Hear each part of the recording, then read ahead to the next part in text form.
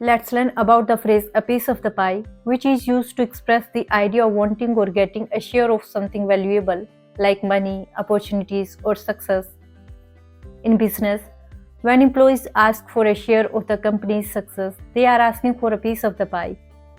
Example: the workers demanded a piece of the pie by asking for higher bonuses. In collaborations, if someone contributes to a project, they might expect a piece of the pie in its success.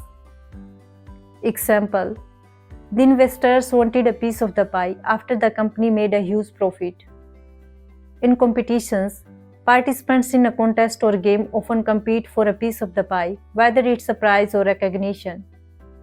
Example: the players are all fighting for a piece of the pie in this big tournament. The phrase a piece of the pie reminds us of how people often want a fair share of success or rewards. Start using it in your conversation to sound more natural and expressive.